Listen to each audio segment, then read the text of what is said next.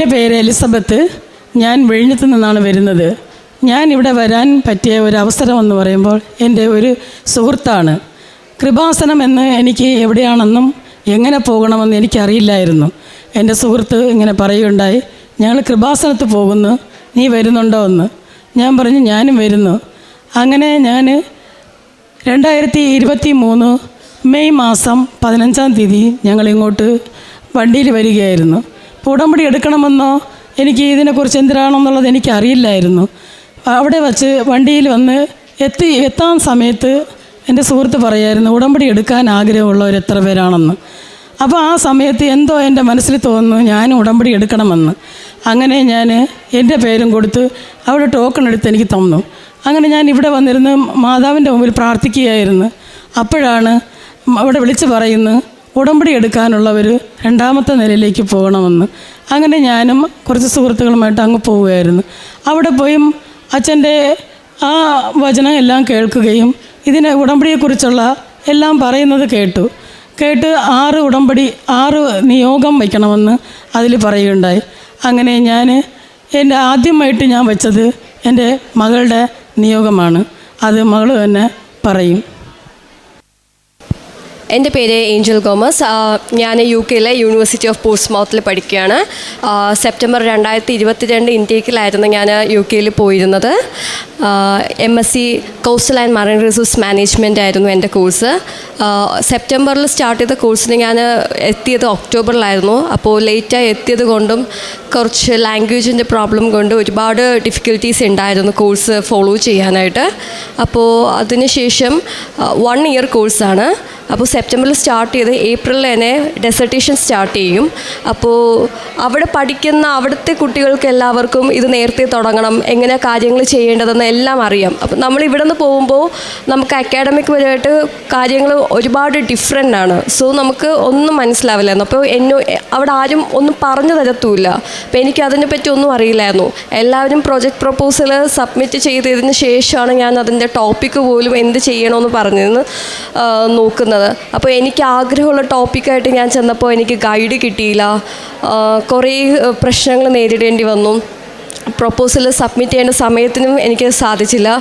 അവസാനം എനിക്ക് ഒരു ടോപ്പിക്ക് ലഭിക്കുകയും പക്ഷേ അത് ഫെമിലിയർ അല്ലാത്തൊരു ടോപ്പിക്കായിരുന്നു. അപ്പോൾ ഞാൻ വീട്ടിൽ അമ്മയോട് വിളിച്ച് പറയുമായിരുന്നു എനിക്ക് പറ്റുന്നില്ല, ഫെയിലാകുമെന്ന് തോന്നുന്നുണ്ട്, ഒട്ടും പറ്റുന്നില്ല എന്ന് പറയുമ്പോൾ അമ്മ പറയുന്നുണ്ടായിരുന്നു. അപ്പോൾ ആ സമയത്താണ് അമ്മ ഉടമ്പടി എടുത്ത് മാതാവിനോട് പ്രാർത്ഥിച്ചിരുന്നത്. അപ്പോൾ അമ്മയോട് പ്രാർത്ഥിക്കാൻ പറഞ്ഞതിൻ്റെ ഫലമായി അടുത്ത സെപ്റ്റംബറിൽ തന്നെയായിരുന്നു സബ്മിറ്റ് ചെയ്യേണ്ട സമയം.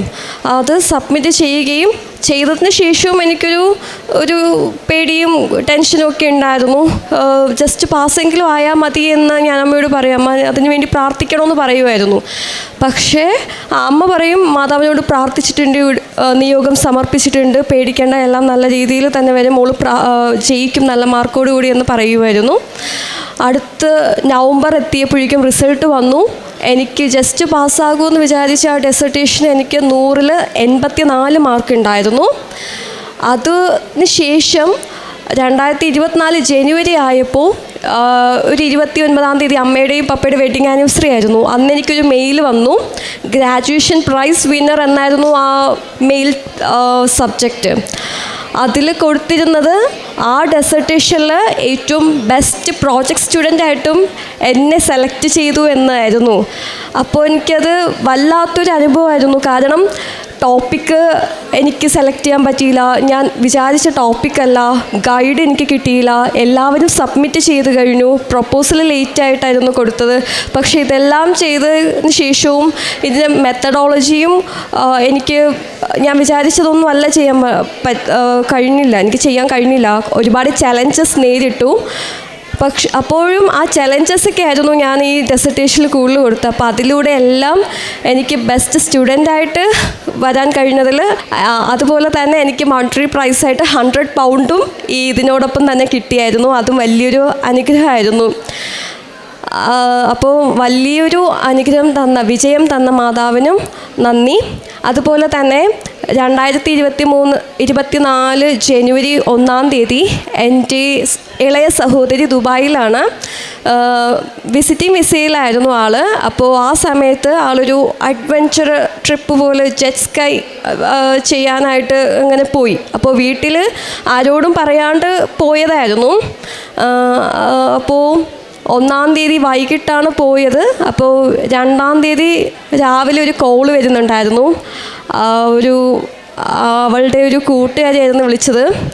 അതിനിടയിൽ ആക്സിഡൻറ്റ് പറ്റി ആൾക്ക്.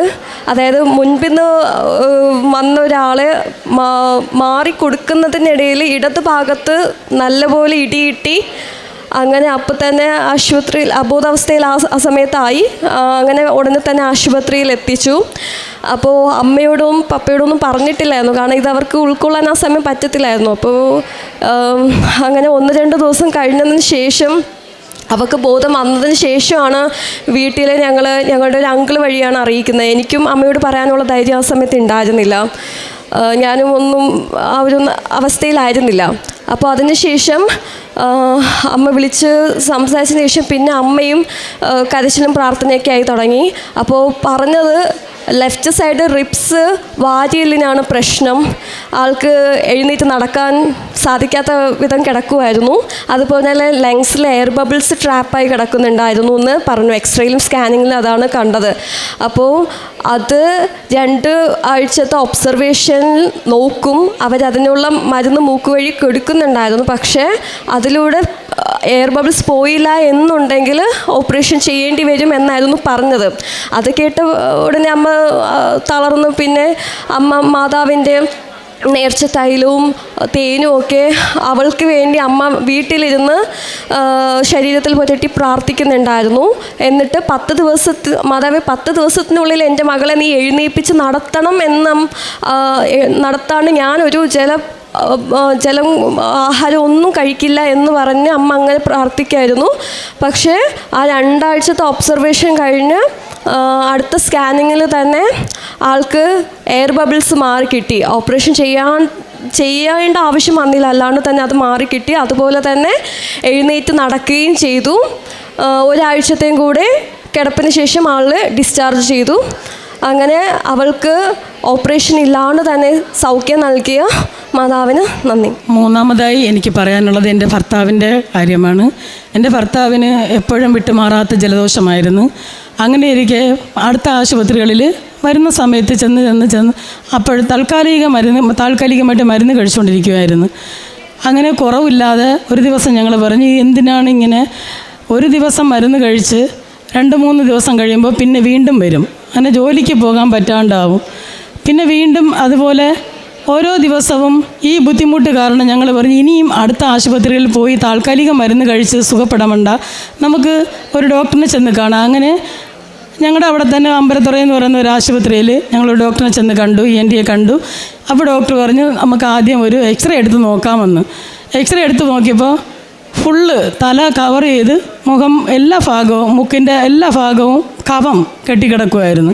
ഇത് കണ്ട ഉടനെ തന്നെ ഡോക്ടർ പറഞ്ഞു, നിങ്ങളൊരു കാര്യം ചെയ്യണം, ഇത് ഇന്നും ഇന്നലെ വന്നതൊന്നുമല്ല, ഇത് ഒരുപാട് ദിവസമായ ഒരു രോഗമാണ്. നിങ്ങൾ എത്രയും പെട്ടെന്നും ഒരു സ്കാനിങ് എടുക്കണം. സ്കാനിങ് എടുത്തപ്പോഴും ഡോക്ടർ പറഞ്ഞത് ഇത് തന്നെയാണ്.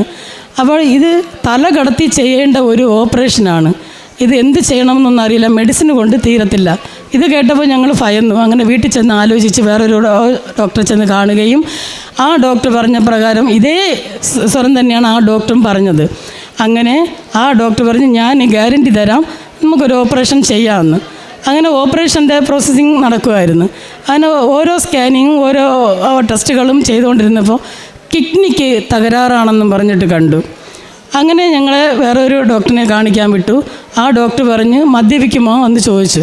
അപ്പോൾ ഞങ്ങൾ പറഞ്ഞു ഇല്ല ഡോക്ടറെ, ഇപ്പോൾ കുറേ നാളുകൾക്ക് ശേഷം മദ്യപാനമൊക്കെ നിർത്തിയിട്ട് വർഷങ്ങളായി, ഇപ്പോൾ ഇല്ല എന്ന് പറഞ്ഞു. അപ്പോൾ നമുക്കൊരു കാര്യം ചെയ്യണം, ഈ ഓപ്പറേഷൻ നടക്കണമെങ്കിൽ കിഡ്നി പ്രോബ്ലം ഇല്ലാതെ ആകണമെന്ന്. ഇത് കേട്ടപാടെ ഞാൻ എൻ്റെ അമ്മയെ ഇരിക്കാൻ വിട്ടിട്ടില്ല. കാരണം ഞങ്ങളുടെ ഏകാശ്രയമായിരുന്നു എൻ്റെ ഭർത്താവ്. ആ ഭർത്താവ് കൊണ്ടുവരുന്നതുകൊണ്ടാണ് നമ്മുടെ വീട് കഴിയുന്നത് തന്നെ. മക്കളൊക്കെ പോയി അതിനുള്ള കടവും കാര്യങ്ങളൊക്കെ ഉണ്ട്.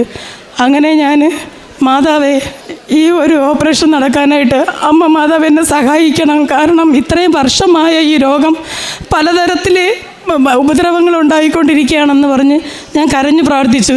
ഡോക്ടറിനോട് പറഞ്ഞു, ഡോക്ടറെ, ഈ ഓപ്പറേഷൻ നടക്കുന്നതിന് മുമ്പ് എനിക്ക് എൻ്റെ കൃപാസന അമ്മ പള്ളിയിൽ പോകണം. ആ ഡോക്ടർ മുസ്ലിമാണ്. ഡോക്ടർ എൻ്റെ അടുത്ത് പറയാ, അമ്മയുടെ ആഗ്രഹം എന്തോ അത് തന്നെ നടക്കട്ടെ.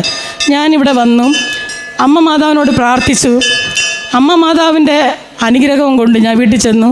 തിരിച്ച് വീണ്ടും 16-ാം തീയതി ഞങ്ങൾ അഡ്മിറ്റ് ആകാൻ പറഞ്ഞു. ഞങ്ങൾ 16-ാം തീയതി പോയി.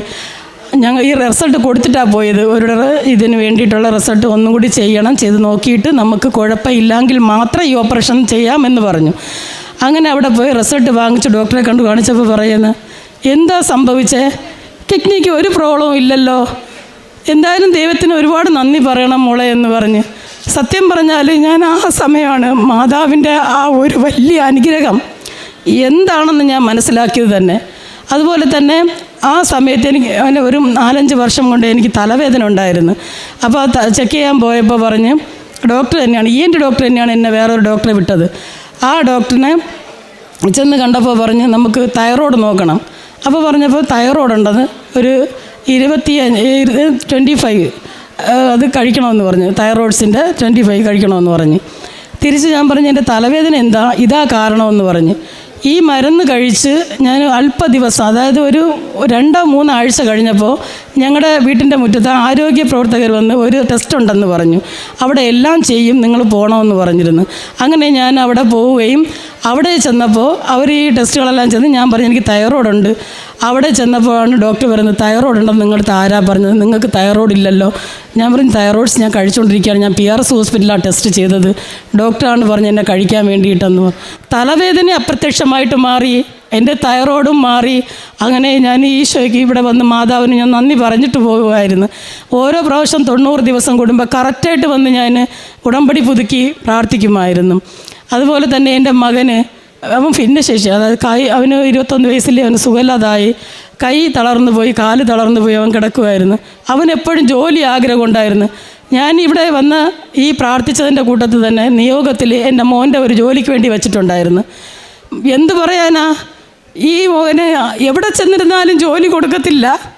അവർ പറയും നിനക്ക് എങ്ങനെ ഒറ്റ കൈ കൊണ്ട് ജോലി ചെയ്യാൻ പറ്റും, ഇത് പറ്റൂലല്ലോ എന്ന് പല തവണ എന്നോട് പറഞ്ഞിട്ടുണ്ട്. അമ്മ ഞാനിനി എന്ത് ചെയ്യുക, അമ്മയുടെ കൂട്ടുകാരെങ്കിലും ഉണ്ടെങ്കിൽ എനിക്കൊരു ജോലി തരാൻ പറയുമെന്ന് പറയും. ഞാൻ പറഞ്ഞു മോന് വിഷമിക്കല്ലേ, നിനക്ക് ജോലി കിട്ടും. അങ്ങനെ പ്രൈവറ്റ് ആണെങ്കിൽ പോലും ആ സമയത്ത് ഞാൻ ഇവിടെ നിന്ന് പോകുന്നതിന് മുമ്പേ ആ മാസം 25-ാം തീയതി തന്നെ മോന് ഒരു ജോലി കിട്ടി. ഇന്ന് വരെയും പോയാൽ പോലും അടുത്ത ഉടനെ ഒരു ജോലി കിട്ടി. ഇന്ന് ബാംഗ്ലൂരിൽ അവൻ ജോലി ചെയ്യുകയാണ്. അതിനും തിരുക്കുമാരനോടും മാതാവിനോടും ഞാൻ നന്ദി പറയുകയാണ്. അങ്ങനെ ഒത്തിരി അനുഗ്രഹങ്ങൾ തന്ന മാതാവിന് 1000 നന്ദി പറഞ്ഞ് ഞാൻ ഇവിടെ സമർപ്പിക്കുന്നു. ഞാൻ കാരുണ്യ പ്രവൃത്തിയും പ്രേക്ഷപ്രവൃത്തിയും ചെയ്യുന്നത് എല്ലാ ബുധനാഴ്ചകളിലും ഞാൻ അനാഥ മന്ദിരങ്ങളിൽ എല്ലാ ബുധനാഴ്ചയും ഇവിടത്തിലെ ചോറ് വെച്ച് ഞാൻ സ്വന്തമായിട്ട് തന്നെയാണ് വയ്ക്കുന്നത്, വെച്ച് പൊതിഞ്ഞ് കെട്ടി.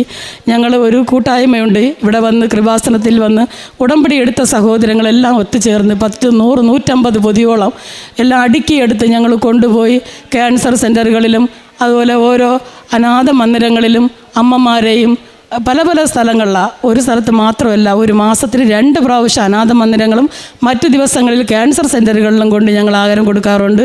പിന്നെ പത്രം വാങ്ങിച്ച്, ഞാൻ തമിഴ്നാട്ടിലാണ് പോകുന്നതെങ്കിൽ തമിഴ് പത്രം വാങ്ങിക്കും, അവിടെ കൊണ്ട് കൊടുക്കാൻ. അത് മലയാള പത്രങ്ങൾ പ്രാർത്ഥിച്ച് കുരിശ് വരച്ച് മാതാവിനെ ഓർത്ത് അവർക്ക് ഒരുപാട് അനുഗ്രഹങ്ങൾ കിട്ടുമെന്ന് പറഞ്ഞ് ഞാൻ ആ പത്രങ്ങൾ അവരെ ഏൽപ്പിക്കും. അതുപോലെ ഒരു സഹോദരി മാനസിക രോഗിയാണ്. ആ സഹോദരിയുടെ അമ്മ എന്നോട് പറയാണ്, മോളെ എൻ്റെ മകൾക്ക് സുഖമില്ല, പെട്ടെന്ന് എന്നോട് ആരോ പറയുന്ന പോലെ നീ തൈലം പ്രാർത്ഥിച്ച് കൊടുക്കുമെന്ന്. അങ്ങനെ ഞാൻ പറഞ്ഞു, അമ്മേ നിങ്ങളിവിടെ നിൽക്കുമോ, ഞാനൊരു തൈലം തരാം. ഞാൻ വിശ്വാസ പ്രമാണം പറഞ്ഞ് പ്രാർത്ഥിച്ച് കയ്യിൽ ഒഴിച്ച് കൊടുത്തിട്ട് പറഞ്ഞു, നിങ്ങൾ ഇത് അവളുടെ കാലിൽ കൊണ്ട് പുരട്ടി കൊടുക്കണം. കാല് പഴുത്ത് പനിയും പിടിച്ച് അവൾക്ക് ഒന്നും ചെയ്യാൻ പറ്റാത്ത അവസ്ഥയിലായിരുന്നു. അങ്ങനെ ഇതുപോലെ ഒരുപാട് സഹോദരങ്ങൾക്ക് വേണ്ടി ഞാൻ പ്രാർത്ഥിക്കുകയും അവർക്ക് അനുഗ്രഹങ്ങൾ കിട്ടിയതായി എന്നോട് പറയുകയും ചെയ്തു. മെഴുകുതിരി കത്തിച്ച് ഞാൻ പ്രാർത്ഥിക്കുന്ന സമയത്ത് കൂടുതലും ഞാൻ സന്ധ്യാസമയം ജപമാല പഠിച്ച ശേഷമുള്ള സന്ധ്യാപ്രാർത്ഥന പഠിക്കുമ്പോഴാണ് എനിക്ക് കാണാറുള്ളത്.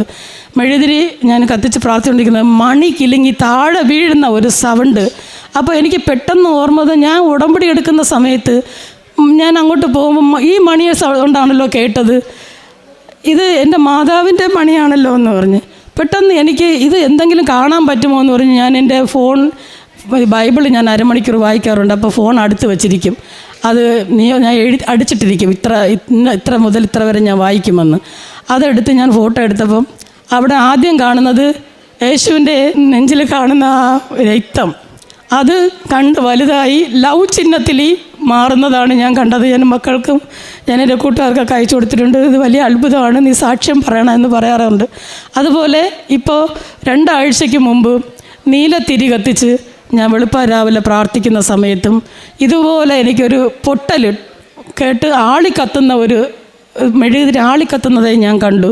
പെട്ടെന്ന് ഞാൻ ഇതുപോലെ ഞാനെടുത്തിങ്ങനെ പിടിച്ചപ്പോൾ അതിൽ കാണുന്നത്, ആദ്യം കാണുന്നത് ഒരു ചെറിയ ബ്ലഡിൻ്റെ കളറാണെങ്കിൽ പിന്നെ തിരുവോസ്തിയുടെ രൂപമായി മാറി നടുക തിരുവോസ്തിയായി ഇരിക്കുന്നു. ഞാൻ മക്കൾ കാണിച്ചു കൊടുത്ത് ഇത്രയും അനുഗ്രഹങ്ങൾ, പിന്നെ വലിയ വലിയ അനുഗ്രഹങ്ങളാണ്. ഒരു കാന്തം എങ്ങനെയാണ് മനുഷ്യനിൽ ഒരു ഒട്ടിക്കാനായിട്ട് നമ്മൾ ശ്രമിക്കുന്നത്, അതുപോലെ ഉള്ള അനുഗ്രഹങ്ങളാണ് എനിക്ക്. ഞാനിവിടെ വന്നത് മുതൽ ഞാൻ എൻ്റെ മാതാവ് ഇതിന് മുമ്പ് എന്തുകൊണ്ട് എന്നെ ഇവിടെ എത്തിച്ചില്ല. ഒരുപാട് സാമ്പത്തിക മേഖലയിൽ നിന്നും കഷ്ടപ്പാടിലൂടെ കടന്നു പോയവരാണ് ഞങ്ങൾ.